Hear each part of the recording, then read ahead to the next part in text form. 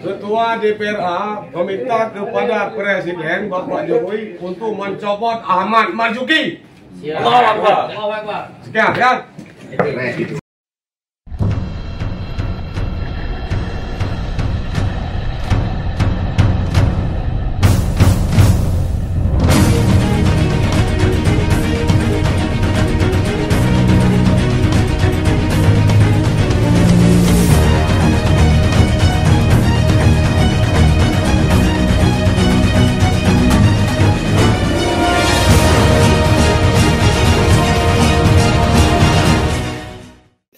Assalamualaikum warahmatullahi wabarakatuh. Sahabat titik balik, satu lagi informasi dan berita menarik muncul dari gedung DPR Aceh di Banda Aceh. Masih soal dakwah dakwi. Begitulah realitas tentang kisah Tom and Jerry antara DPR Aceh versus pemerintah Aceh di bawah komando penjabat gubernur Aceh Ahmad Marzuki. Terkini, Selasa 31 Oktober 2023, para wakil rakyat di gedung DPR Aceh yang dipilih secara sah dan legal pada kontestasi Pileg 2019 lalu kembali bersiteru dengan Ahmad Marzuki, sosok pimpinan daerah kiriman dari Jakarta. Entah sudah tak tahan atau sudah sampai ke ubun-ubun, saya tidak tahu. Tapi yang jelas, Ketua DPR Aceh bersama para ketua fraksi di DPR Aceh, kecuali fraksi Gerindra, meminta Presiden Joko Widodo untuk mengevaluasi dan mengganti Ahmad Marzuki dari kursi pejabat gubernur Aceh. Lagi-lagi, ketua dan pimpinan fraksi itu tentu bukan asal ucap. Saat temu pers di gedung DPR Aceh Selasa 31 Oktober 2023 lalu, mereka pun mengeluarkan pendapatnya. DPR Aceh mengaku sepakat dengan isi pidato penjabat gubernur Aceh Ahmad Marzuki dalam rapat paripurna pelantikan Ketua DPR Aceh Zulfadli AMD tanggal 19 Oktober 2023 lalu di Banda Aceh. Zulfadli menggantikan kursi yang sebelumnya diduduki Saiful Bahri alias Pun Yahya, sosok pimpinan DPR yang sangat begitu dekat dengan Ahmad Marzuki. Ketika itu Ahmad Marzuki atau akrab disapa AM ini mengaku siap membangun komunikasi dan menerima masukan dari DPR Aceh, terutama terkait pelaksanaan pembangunan Aceh. Selain itu, dia juga mengaku berkomitmen untuk melakukan pembahasan anggaran tahun 2024 tepat waktu. Nah, Gayung bersambut, entah serius atau lagi-lagi Ahmad Marzuki hanya sekedar memberi harapan. Yang jelas, pimpinan DPR dan anggota segera menindaklanjuti apa yang disampaikan AM ketika itu. Mereka pun mengirim surat undangan untuk rapat bersama tim anggaran pemerintah Aceh tanggal 19 Oktober 2023 lalu. Isinya terkait rancangan kanun perubahan APBAP 2023 dan rancangan kanun APBA murni 2024. Nyatanya, pejabat gubernur Aceh tidak hadir tanpa keterangan. Tak menyerah sampai di sini, berikutnya atau tanggal 20 Oktober 2023, DPR Aceh kembali mengirim surat kedua dengan isi dan agenda yang sama. Lagi-lagi Ahmad Marzuki tidak memenuhi undangan tanpa alasan yang jelas. Nah, yang ketiga, tanggal 23 Oktober 2023 lalu, nasibnya juga setali tiga uang. DPR Aceh mengundang penjabat Gubernur Aceh Ahmad Marzuki untuk hadir pada hari Selasa 31 Oktober 2023. Tapi dia urung datang dengan alasan mengikuti rapat koordinasi bersama Presiden Joko Widodo Senin 30 Oktober 2023 di Jakarta. Agenda itu memang benar adanya, tapi ironisnya Ahmad Marzuki justru tak menyediakan atau menyebut, bahkan mengusulkan jadwal alternatif untuk bisa bertemu dengan DPR Aceh.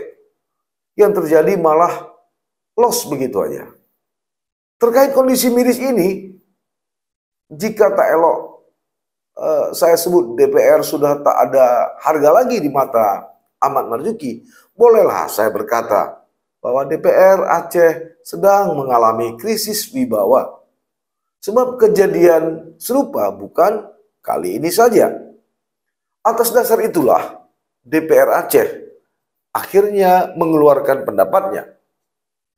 Pertama, mereka mengaku tidak bisa menerima terhadap sikap PJ Gubernur Aceh Ahmad Marzuki atas ketidakseriusannya dalam pembahasan APBA tahun 2024 dan DPR Aceh akan melaporkan kondisi ini kepada Menteri Dalam Negeri.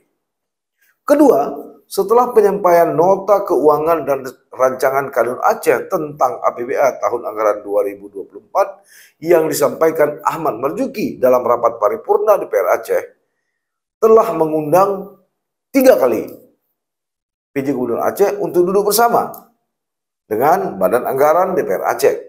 Namun undangan tersebut hanya dihadiri oleh TAPA tanpa kehadiran Ahmad Marzuki.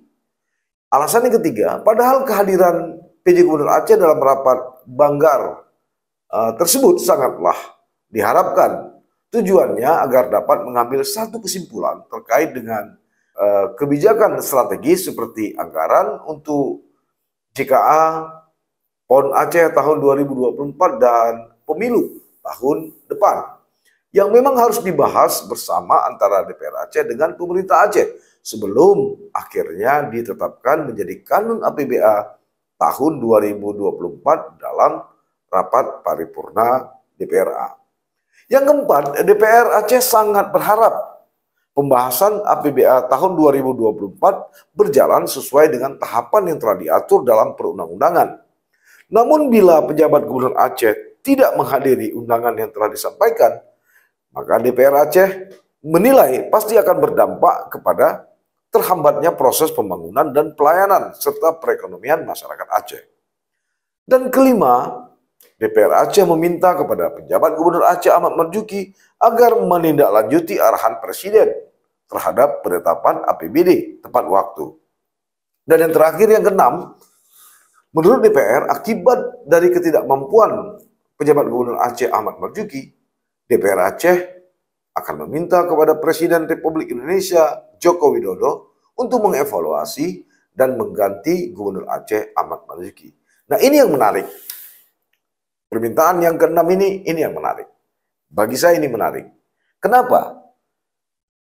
Menurut saya, apakah penyampaian sikap DPR itu didengar dan dilaksanakan oleh Ahmad Marzuki? Yang kedua, apakah permintaan itu akan dipenuhi oleh Presiden Joko Widodo? Sebab dalam banyak kasus dan peristiwa, saya kok hakul yakin hal itu tidak akan mungkin dipenuhi dan terjadi. Kenapa? Ini pun bukan tanpa sebab. Saya mencatat Ahmad Marzuki merasa telah dikhianati oleh DPRA pada tahun pertama, setelah namanya tidak diusulkan lagi pada tahun kedua jabatan pejabat Gubernur Aceh. Padahal ketika itu Ahmad Marzuki merasa sudah memberi semua apa yang diminta DPRA, terutama soal alokasi dana pokir. Tapi kebijakan dan kesepakatan tadi bukan pula cek kosong. Ahmad Marzuki berharap dengan kemudahan dan kebijakan tersebut, pimpinan dan anggota DPRA dapat mengikuti semua gendang dan tarian yang dia mainkan. Faktanya memang tidak, kecuali Ketua DPRA saat itu Saiful Bahari alias Pun Yahya, serta beberapa oknum DPRA yang dua muka. Saat itu Ahmad Marzuki bersabar dan mundur beberapa langkah dengan tujuan bisa duduk kembali pada tahun kedua, dan hasilnya benar. dia bisa duduk untuk tahun kedua hingga saat ini. Nah, begitu tujuan itu tercapai, Ahmad Marzuki pun melakukan serangan balik menurut saya dengan menjaga jarak bersama DPR. Toh dia tidak punya target untuk tahun ketiga. Apalagi golden boy-nya di DPRA yaitu Pun Yahya tergerus dari kursi ketua. Kedua, sangat wajar dan masuk akal jika Ahmad Marzuki lebih mementingkan aspirasi Jakarta daripada DPRA. Karena memang dia barang titipan Jakarta, bukan dari hasil pilihan langsung rakyat Aceh. Karena itu sangatlah dungu jika rakyat dan elit Aceh terlalu berharap dan percaya kepada Ahmad Marzuki bahwa dia akan meninggalkan legasi atau warisan untuk Aceh. Seperti yang dia gadang-gadang pada bulan pertama dia menjabat sebagai pejabat gubernur Aceh. Ketiga, sebagai mantan Pangdam Iskandar Muda, Ahmad Marzuki sudah sangat memahami dan mengetahui soal sepak terjang anggota DPR Aceh versus Gubernur Aceh ketika itu Nova Iriansyah. Kenapa? Ya saya maklum saja, selain memang dia menerima berbagai laporan intelijen serta pejabat teritorial dari Kodam Iskandar Muda ketika itu, tidak sedikit pula pejabat maupun elit Aceh yang bersiteru dengan Nova Iriansyah maupun dengan DPRA, kemudian datang ke Belang Padang, ke pendopo, ke rumah Pangdam yang ketika itu dipegang oleh Ahmad Marzuki, curhat kepada dia. Sampaikan semuanya, seolah-olah tidak ada lagi hijab. Jadi, sebenarnya Ahmad Marzuki sudah tahu luar dalam mengenai watak orang Aceh. Sehingga kinilah saatnya dia kelola. Belum lagi ada sebagian oknum-oknum elit Aceh yang mengambil peran sebagai Panglima Tibang. Jadi, kalau kemudian DPR Aceh meminta Presiden Joko Widodo untuk mengevaluasi dan menggantikan Ahmad Marzuki, menurut saya itu hampir-hampir tidak mungkin terjadi dan dilakukan. Sebab, sekali lagi, Ahmad Marzuki ke Aceh pun atas keputusan Jokowi. Kalau tidak, mana mungkin Jokowi memperpanjang untuk tahun kedua. Padahal DPRA tidak merekomendasikan nama Ahmad Marzuki.